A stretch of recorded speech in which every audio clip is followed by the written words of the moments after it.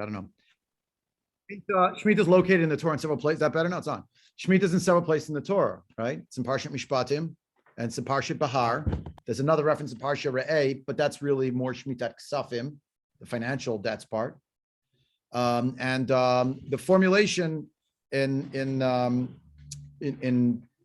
Mishpatim sounds like it's only formulated as an aseh. It's a positive mitzvah. In Bahar, there's partly an isser as well. And I'm assuming that in any situation where we have an aseh and a lot aseh, we have both. So you can't use the generally operative principle that an aseh is doche a lot aseh is not operative because an aseh and a lot aseh. So for instance, and the only exception is Brit Milah. But everything else, you could always argue, well, it's Shabbos, but I have a positive mitzvah. Should not supersede Shabbos? No. For Brit Milah is the only exception because it says specifically in the Torah, Uvayom Hashmini Mo B'Sar Lato, and Chazal have a Masorah specifically refers to even superseding Shabbos if it falls out of the 8th day, et cetera, et cetera. And even that has its its limitations and the like. Anyway, it was all over. That was all over Daf Yomi today. Yeah. It's all about aseh and docha lo taseh has to do with why can't you marry your brother's, let's see, what was it with the brother's wife? If it's your daughter or some, all these other things, and they brought it in with the Beis Hamikdash, and then also, but not saying Lot saying? Yeah, with Hariga, if the Beis Din is allowed to kill somebody on Shabbos because it's a mitzvah, but you have to be docha, and bearing mace mitzvah on Shabbos, or you have to wait until after Shabbos. So it's all over the dapim right here. Another crossover between our shir and the daf. Go figure. Go figure. Okay. Very good. Shkoach Gadol. Thank you very much for that. Okay. Lamed Tet Amud Bet. So what we saw so far, we were up to this question on Lamed Tet Amud Bet, which was if we have such issues with the etrog that we've been talking about, how about the lulav? Maybe the lulav is also an issue to buy from an Am Haaretz. So it's about halfway down the I guess about halfway down the page. 1, 2, 3, 4, 5, 6, 7, 8 lines up from the bottom of Lamed Tet Amud Bet. The Gemara asks, Ihachi lulav nami. Well, why don't you have an issue also with lulav? Why don't you say that a lulav also actually needs to be subject to this limitation? Remember in the Mishnah, just to remind you, we said, well, the issue is going to be you're going to buy the etrog by buying the lulav, and behavla it's going to include the etrog. Because the etrog, that's for sure subject to Shemitah. Well, what about the lulav? Right? So what about that? Yeah. Lulav bar shisha nichnas l'shvidhu.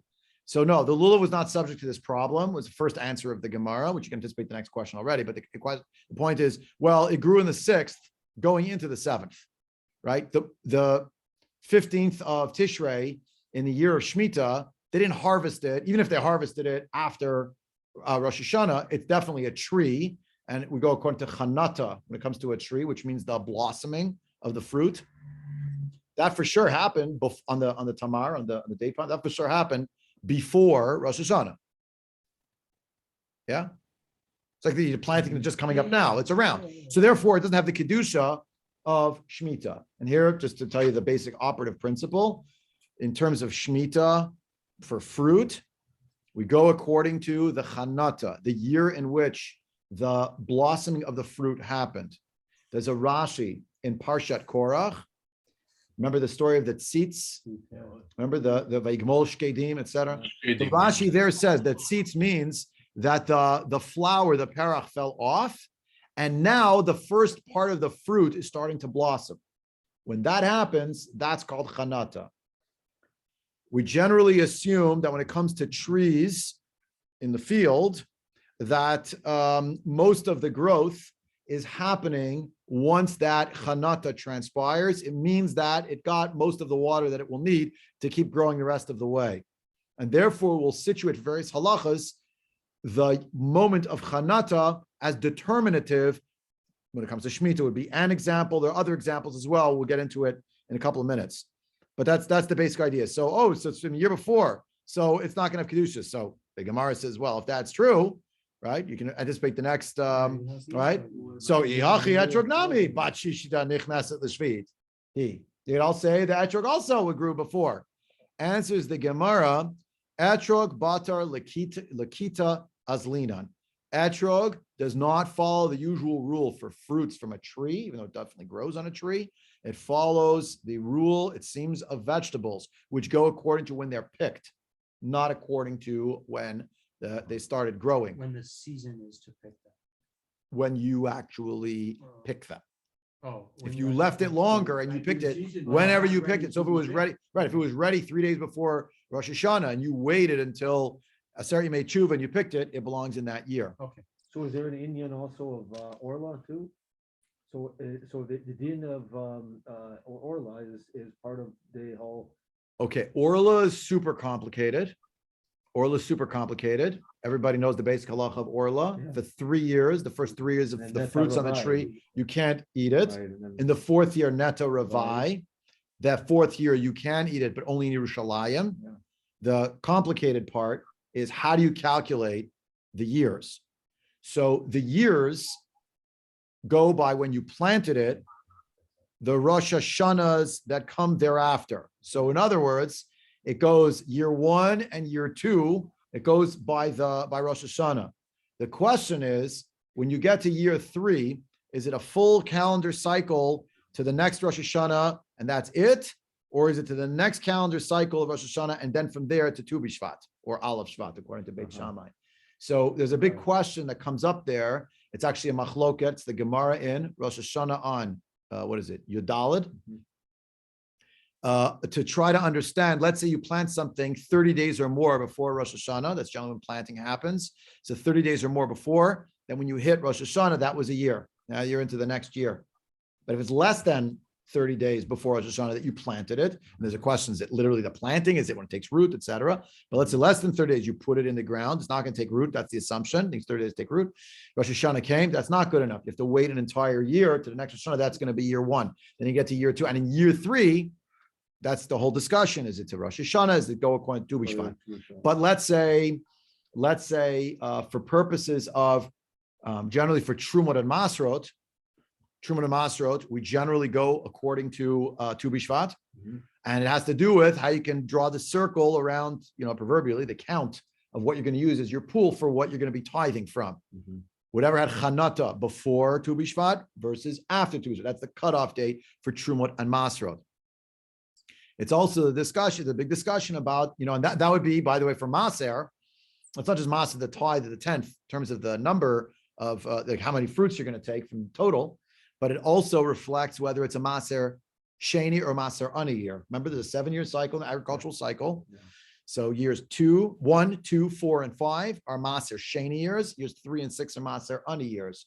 So you could be in a year that on the calendar, it says, well, it's a Maser Ani year. But if you have fruit that actually had its Chanata already before, meaning before the previous Tu B'Shvat, so maybe it's really going to be considered a fruit of year 2, i.e. a Maser Sheni year. Remember, Maser Sheni, you can eat, but you have to eat in Yerushalayim.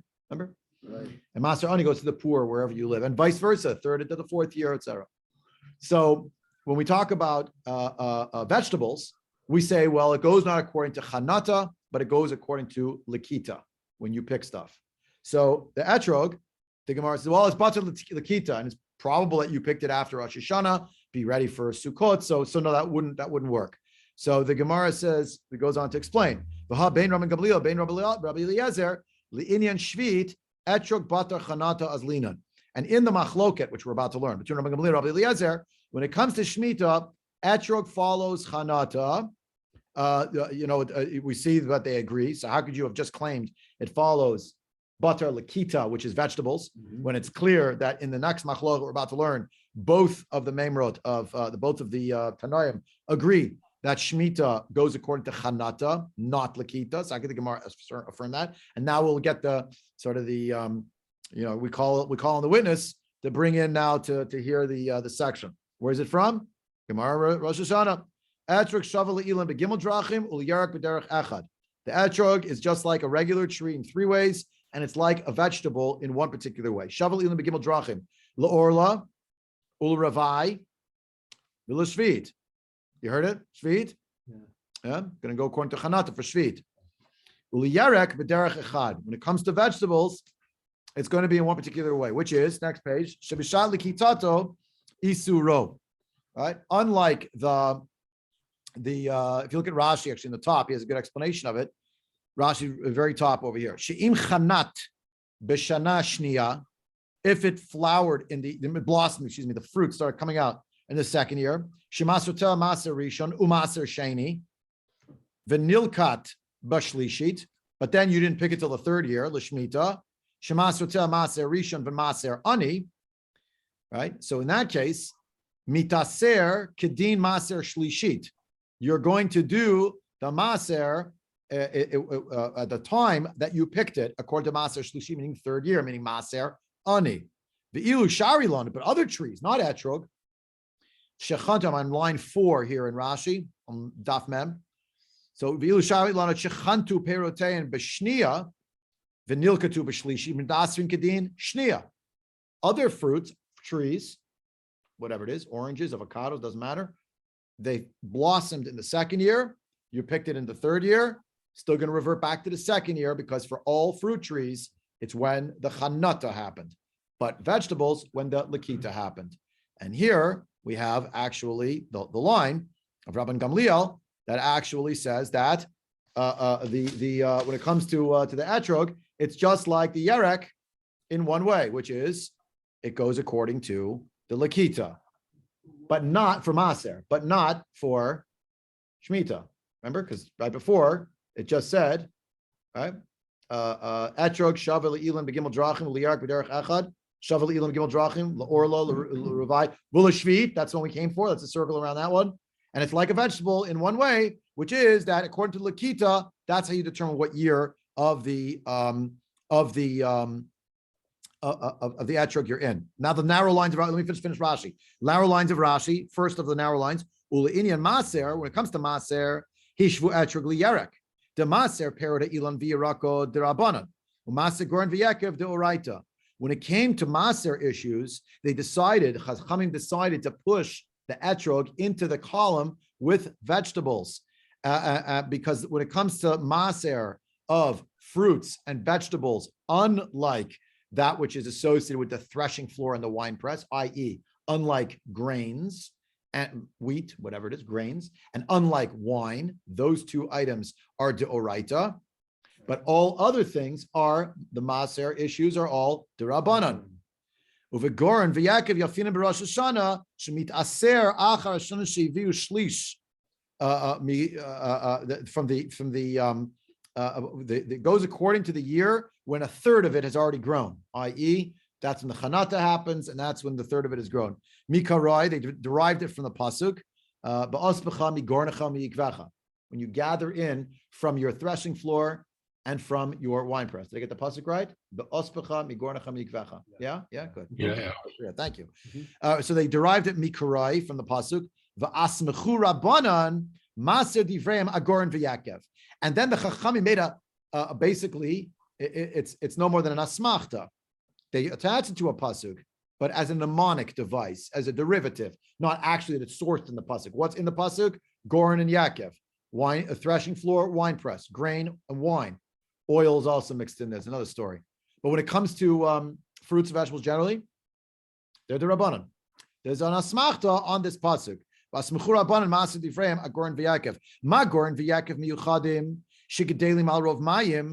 How are Goren the threshing floor and the wine press? They're fruits. They're the things that grow, wheat and wine, etc. They're unique that they grow mostly through water, dahainu, meaning megishamim.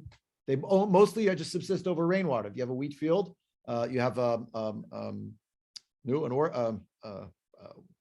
vineyard. Forgetting my English, you'd think I was more adept at it at this point, considering it's my maternal language. You don't have to water them. The rainwater will take care of it. I mean, it's with Asrin, the Shana She'avra, they go according to the previous year. Av kol gedelin al rov mayim, you go and pair to Elan. Even all the other things that also have the same shared characteristic, meaning that most of these fruits grow just by the water that falls from the sky. That's all you need. All other fruit trees. The point here is, if you're losing the flow, everything is derabanan except for the two items mentioned in the Torah. And those two things are the wheat and wine, basically. Those two things. I mean, wheat and grapes, I guess. But Those two are Doraita. Everything else is the Rabbanan. And Rashi's setting it up so you understand. Now, why is it that all fruit trees follow the wheat and the grapes? Because fruit trees also share the characteristic that they don't require additional irrigation beyond rainfall. And of course, you know what's coming. Vegetables do require. That's what we're going to say now, right? Yatsu Yerakot shegedelin al kol mayim shemit'asim l'shana haba'ah ve'etrog nami gadel al kol mayim ki yarek. So when it comes to vegetables, they require not al rov mayim, mostly from the water, which is understood there in Rosh Hashanah as rainwater, but al kol mayim means rainwater, and you need to irrigate your field. You need to do that for your vegetables. And etrog, that's the point here, shares the characteristics with vegetables that it also requires direct irrigation in addition to rainwater in order to grow properly. But the Rashi's point here, not just to explain you the background, but also to realize what are Chachamim deciding you're going to put in this category or that category? It is or it isn't. The answer is because it's all D'Rabbanan. There's a certain flexibility where how they want to classify the etrog. Therefore, it could partly be in the category of Ilan and partly be in the category of Yarek. Because it's all D'Rabbanan. When you talk about D'Oraita items, so we don't have such flexibility. It either is wheat wine, or wheat grapes, or not. And then you're going to decide, right? It goes Batar Chanata in those cases. Yeah. Mark has a question. Have a sec. Why does it? Actually, Art had a question also. Yeah. Why does it matter? Because the Gemara's question was, if you have an etrog in Shemitah, if you buy an etrog from someone, yeah, and you're concerned that he didn't properly handle the halachas of Shemitah, yeah, right? Yeah. You have to do this other thing, right? Just start there. So whether you're counting this or counting that, at the end of the day, it's still subject to Shemitah. Just a question of when it's subject to Shemitah. So you're going back to the mission and saying, well, this is a case where it wasn't subject to Shemitah. Okay. Wait. Right. Here was the point. How are you getting around the problem with your etrog that you want to buy from this Amaharetz seller? You're saying to me, you know what? I'm paying for the lulav this year. And when I pay for the lulav, you're going to throw in the etrog. Right. Now the Gemara says, okay, well, why isn't lulav also subject to the Shemitah problem? It's Shemitah now. So the etrog has Shemitah and the lulav doesn't. So the Gemara answers, oh, no, don't worry. The etrog, it was from the year before's crop. So it's not part of Shemitah because it's really a 6th year lulav. I mean, it's a 6-year lulav. But the etrog that was picked right now, oh, that is subject to Shemitah. So it's basically a loophole that you're going around, you're buying the lulav because your etrog is from Shemitah. Okay. The flow of the Gemara was the solution that the Gemara came up with. Sorry, I'm getting a lot of chatter on the wire. I'm just going to mute everybody. Feel free to unmute if you want to speak, but I'll just stay muted if you don't mind, because if one person moves the Gemara, it moves everybody else. What do you do in the 8th year with the lulav? I didn't get there yet. Can I just solve the problem I'm dealing with Mark first before I open up new problems? It's a great question, but we got to, 1 second. Hold on. Remember the flow here. The Mishnah said you can't, when you want to get your etrog, right? You're getting the lulav bundle from your friend. So the etrog should be given for free because an etrog is subject to Shemitah in year 7. You can't do it. So you can't get it. Can't buy it off him. So, Wait. So then the Gemara said, no, how do you do that? He's not going to give it to you for free. He's your friend, but not your friend. Business is business. So you tell him, look, I'm buying the lulav off you. Throw in the etrog for free. Now the Gemara here asked, wait, why isn't the lulav subject to Shemitah also? Why isn't it also a problem Shemitah? It's Shemitah now. No, don't worry. That lulav, it's from before. It's from the last year's crop. So then the Gemara said, well, how come the etrog's not from the last year's crop? And the Gemara answered, because etrogs go according to when you pick them, and you picked it. And that's the scenario after Rosh Hashanah. What came in mind is now Larry's question. Okay. 1 year, all you did was kick the can down the road Kick the can down the road. Meaning, if you're questioning the Mishnah, if you're questioning the Mishnah's, all you did was say, well, yeah, this year it's fine, but next year I've got the same problem. But Sully had the answer. What? If lulav is actually, you reverse it. If the lulav is subject to Shemitah, so the next, if it's subject to Shemitah, that's a working hypothesis, which is going to get shot down. But if it's subject to Shemitah, which is our assumption at the moment, Sully's correct. And then year 8, you go to the seller and you say, oh, is this etrog just picked now? Yeah. Oh, it's a year 8 etrog. Wonderful. I'm going to buy the lulav I'm going to buy the etrog for a lot of money. Throw in a lulav and hadas and a rav and all that. The question the Gemara asks is still the same question. Yeah, but the point is, when the Mishnah set up its ukimta, the ukimta was, you are trying to buy an etrog before Sukkot in a Shemitah year. Oh, don't worry, throw it into lulav.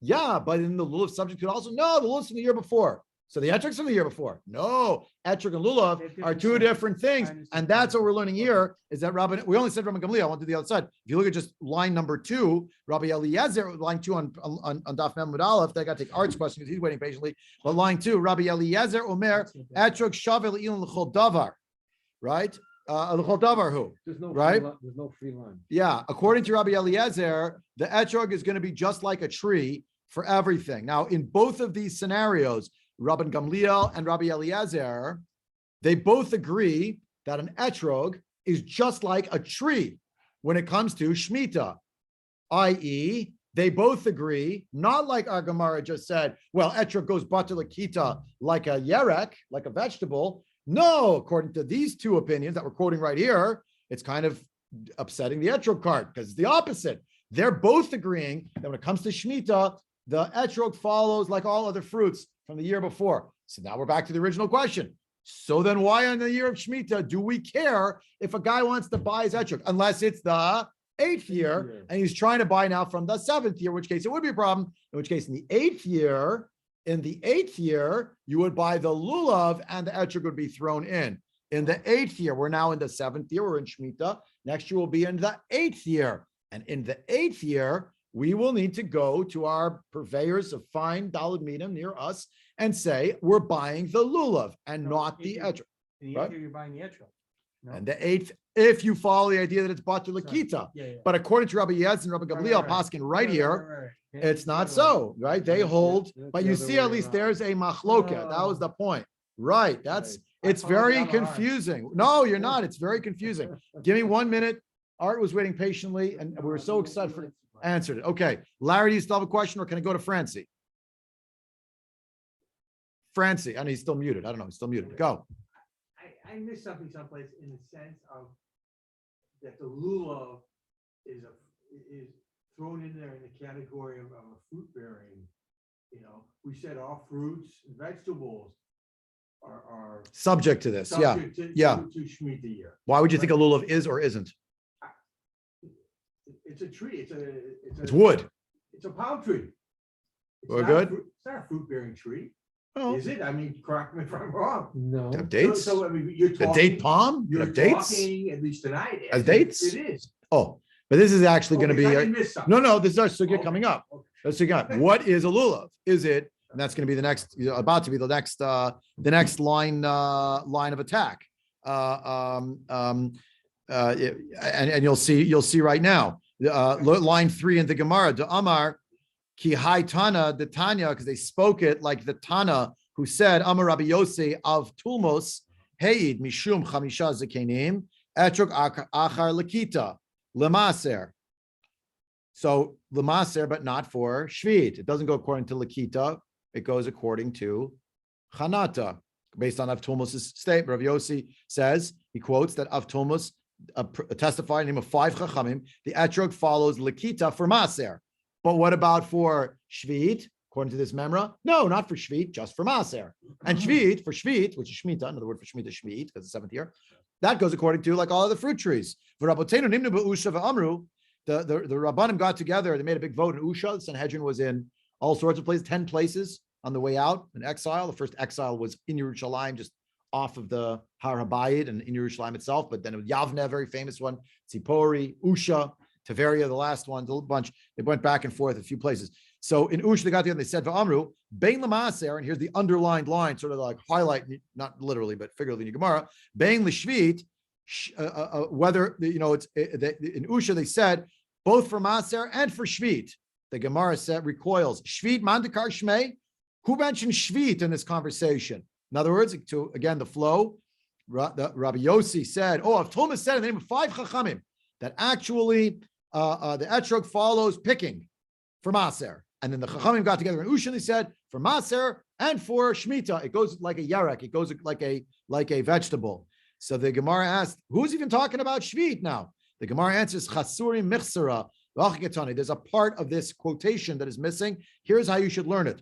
Etrog achar lekita lemaser, v'achar chanata l'shvit. That the statement actually was etrog goes according to when you pick it for maser purposes, and after when it blossoms for shmita purposes. V'rabotenu nimnu be'usava amru, and the chachamim got together in Usha, and they decided. What did they decide? It's not bata, but achar. The aleph from Agoda Bach. Achar lekita goes according to the picking. Bein lemaser, bein l'shvit. All right, that they held in the end that etrog would go according to when you pick it, both for maser and for shmita purposes. That was their decision. In other words, so to say it differently, according to what we're learning right now in the Gemara, at least the idea here is, if the picking of the etrog happened in a shmita year, then even though it's after shmita, it has the kedusha of shmita still. If it's picked in a Shemitah year. Right. In a Shemitah Got it. year. Got it. So when you get it in your store in Chicago, Skokie, wherever, you're getting an etrog was not picked like after Rosh Hashanah in year 8. It was picked before. How are they going to get it to you? So there's all sorts of issues that are going to come up. That's to have the, Rav Rimon. I mean, we're going to read it. Maybe we'll get to it tonight, but just to understand sort of what we're up to. And there is a big discussion, Lamaisa. Okay, so what are we going to say about what we're going to be machmir for? So the Rambam, by the by, in Hilchot Shemitah is machmir. He says etrog l'chumra, both that which when it's finished growing in the 7th year, it would still have and the maser issue. If nigmar gidula b'shvit, the maser would still go back to shana shishit because the chanata was then. And even if you picked it in the 7th year, he thinks it's like perot shvit because you picked it then. Like the Rambam in the end, he's kind of plays both sides. L'chumra when it comes to an etrog, which is interesting. People want to be choshish for that. It's a little late now, I guess, but that is what the Rambam says. The Tosfot maintained that both the growing and the picking go based on the 7th year. So if it finished growing completely in the 6th year, then we will not go according to the picking. We'll really go according to the chanata, if most of the growth happens. So in other words, this year now, Sukkot that just passed, it's like half a year ago, but when Sukkot, the one that we just had, the most recent one, so Tosfot maintained, no, it goes when it flowered. So it's not really, it already mostly grew in the spring, in the summer. It didn't grow in the fall, post Rosh Hashanah, grew before. So even though they picked it already on Shemitah, maybe even not, it's going to be fine. The issue is going to be for Tosfot this coming year, in the 8th year. What are we going to do? Okay. Now the Gemara is still obviously in process. In the next, give me 1 second, Ira. The next question it's going to ask, and I'll take your questions. Just like it's going to say, okay, well, why are we even talking about lulav altogether? It's Francie's question.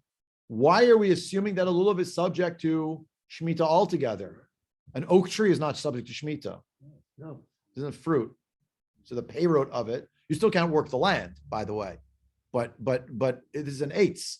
So what's the problem? Why would you think that it would be subject to? We'll get that question in a minute. But I heard a question. Go. No, so Or comment. So what I'm trying to understand, because what's interesting is I happen to have seen Josh swelling. So I said to him, I said, this year it's the, so he said, yes, what we're doing is, and we got the, we spoke to the CRC. Yeah. We're getting the etrogim, which will be subject to Shemitah, and you'll be buying the lulav, and the etrog will come with the lulav. Like we did So- 7 years ago. Right. So the question is, so you're saying, so based on the Gemara, that etrog, after Sukkot is over, is still subject to Shemitah.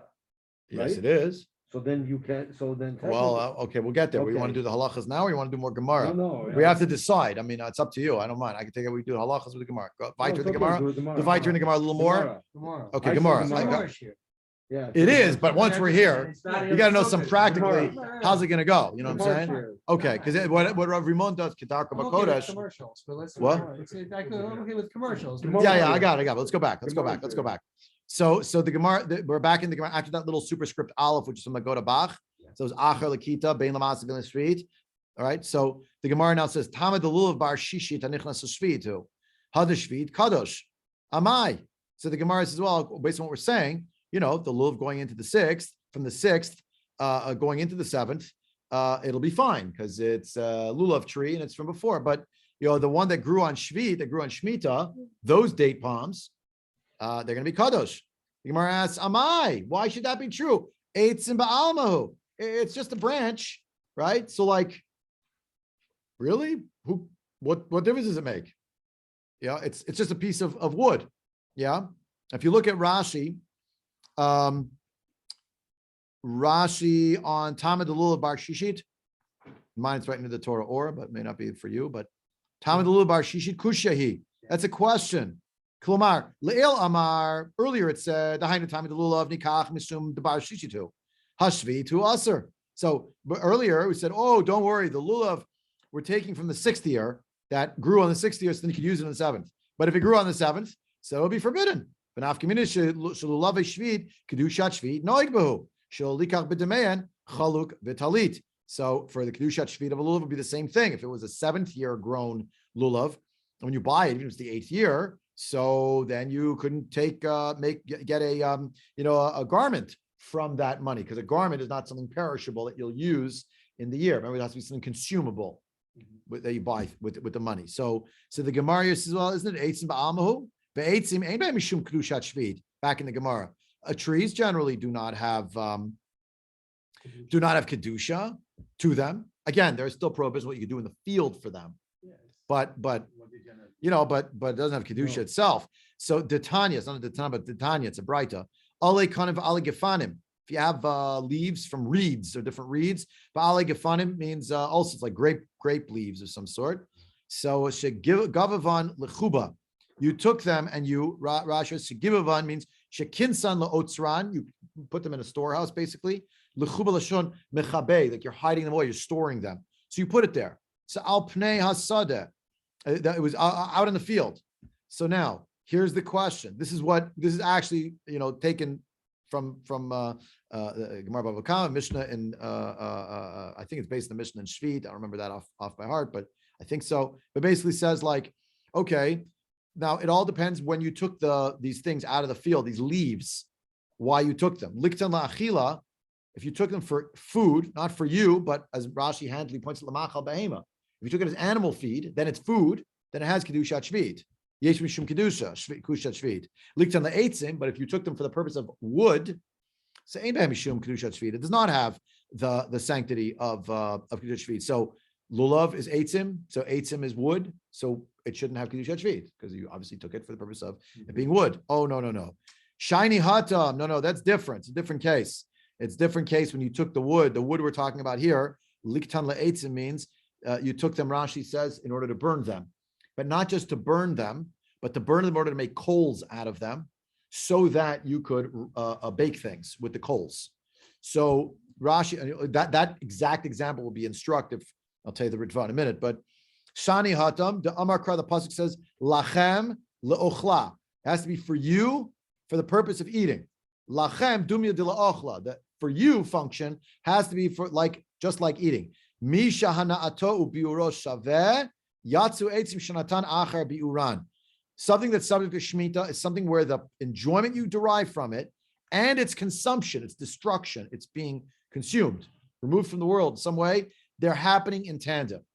But in this case, again, you'll say, well, I could figure out about 8 or 9 or 10 other cases where wood is being used not for that purpose. But work with me for a minute. The working assumption is these eitzim that you're taking are wood pieces that you're going to burn for the purpose of making coals out of them. The coals retain a certain standard of heat, and then you could bake things in an oven using those coals.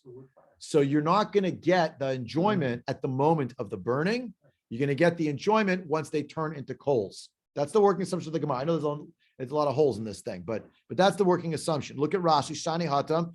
Shani Hatam is the Dibur Matchil. The beginning of that line is Liktan La'achila. Is the beginning of that line in Rashi. L'malcha behema. Then it says Shani Hatam. First word in the line is Hatam. Gabe Atze Hasaka Lahachi Lo Nohagim Behen Shvit. When it comes to trees or wood you're going to use for the purpose of burning, that's not subject to Shvit. Why? Damar Krava Haitash Shabbat, etc. Umashma lachem l'chol tzarcheichem. It's for you in the year of Shemitah for all of your needs. But it also says in that pasuk le'ochla, for eating. It has to be eating or something like eating. Lememra de'ein muter le'anat miperut shvit ella hana hadumia la'achila. It has to be something where the hana, the enjoyment, is just like eating. Next Rashi, shanato biuro shaveh. What does that mean? Klomar shahanato biuro shemitbe'er mina olam bayin ke'achad. Your enjoyment is coming at the exact moment it's being destroyed. So it's an orange, you're eating the orange, you're consuming it and enjoying it at the same time. Kigon, but here are examples. We saw this already previously in Rashi a few, it was last week maybe. It's the top of 39b, but it's also right here. So we're reading it again now in 40a. That includes sicha, smearing it on yourself as an ointment, shtia, drinking it, the hadlakat haner. If you took this wood and you lit it to make a torch or a candle of some sort, then you are getting the hana. As it's being destroyed, you're deriving benefit from the light. Umehach drasha nami, from this drasha also we learn Yalfina, Nami Yalfina, she ain't shvit noeg ella bepriha omi lehanot.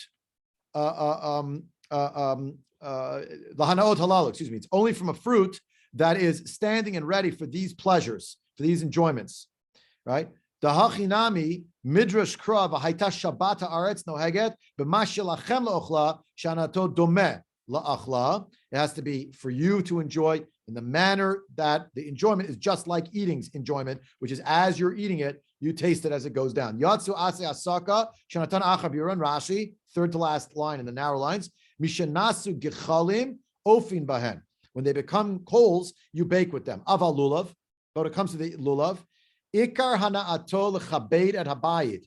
The main hana of a lulav is it's used as a broom to be mechabed the house, means to make it honorable. You're cleaning it, right? Vehu shad biuro v'kilkulo. That's when you're using it. It's being worn down as you're sweeping. It's cleaning the house with every broom full.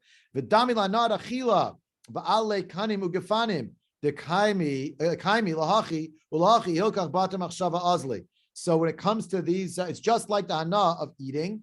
But when it comes to these examples given in the Braita, quoting in our Gemara, the leaves from the reeds, the leaves of the grapevines, it goes according to your mindset, what you want to do.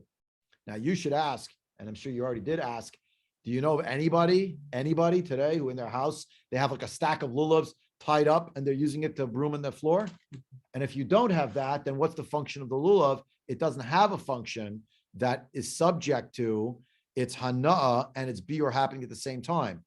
And it's in the same Rashi, right, where he's talking about where if you gathered all these different leaves together and you put them in a storehouse, what you thought about, your intention when you did that will make the difference about whether it's subject to Shemitah or not subject to Shemitah. So based on this logic, since nobody uses a lulav for a broom anymore, so therefore no one's taking a lulav for the purpose of having any hana from it, which is exactly instantaneous to the exact moment that it's being consumed. Ergo, a lulav is not truly subject to Shemitah. Does that apply since we have the minhag to burn the lulav when we're burning the chametz? Love davka. I'm going to inject a commercial message though from the world of halacha. We're not going to read the whole thing inside. Just tell you that the Rabbi Akiva Eger thinks that it doesn't matter. The kedusha of shvit in a lulav remains the kedusha of shvit in a lulav, and in year 8 there's a problem with the stuff that grew in year 7 because it still has kedusha shvit. Rav Shlomo Zalman Auerbach in the Minchat Shlomo writes, "Ein kedushat shvit belulavim kevan shikayom lo mishtamshim belulavim avur tatua ritzpa." We don't use it for that. Lachein lamaisa ikar adinu she'ein kedushat shvit belulavim v'nitan lachtoch otam karagil. You cut them as usual. Even the machmirim can cut them, but they wouldn't do anything in terms of business with it like kedushat shvit. But in any case, the Sukkot going into Shemitah, nobody thinks there's a problem because the Ikar Gidol was in the 6th year, right? So this little example. Now, the Ritva says, wait a second. Is it true if they're using the wood for firewood, they're only doing it so that they can have enjoyment from the coals? Mm-hmm.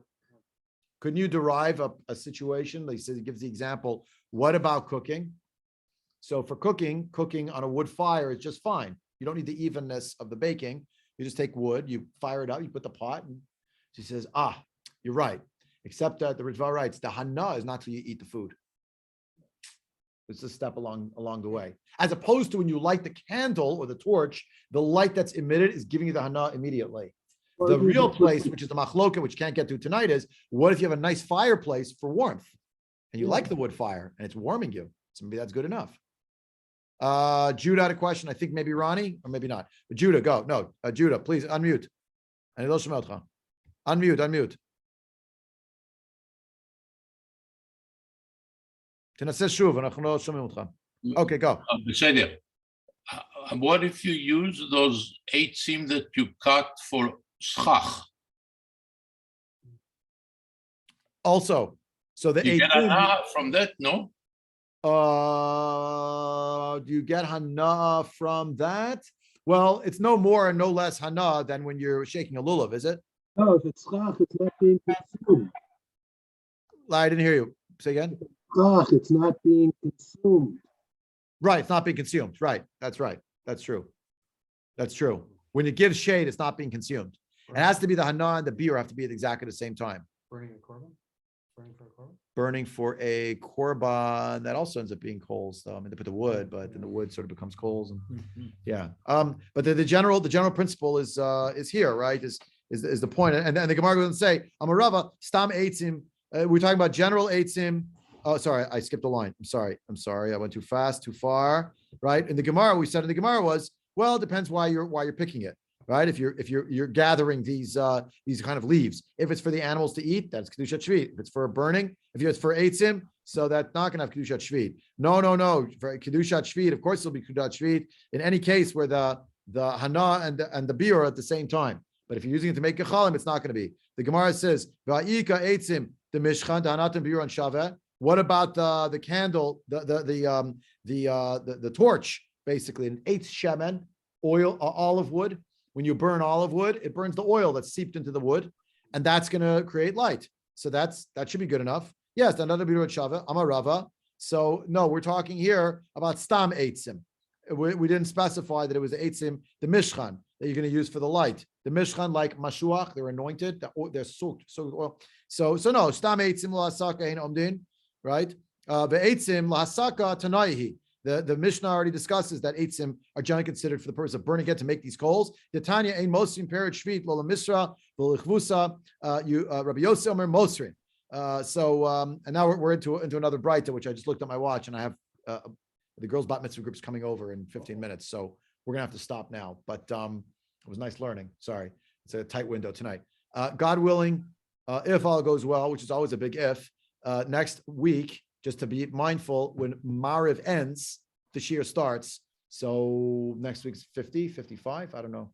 Next week is, yeah. It's about 25 minutes to 30 minutes for Mincha Mariv 6:55. and 55. Yeah. So we'll be starting 7:15, 7:20.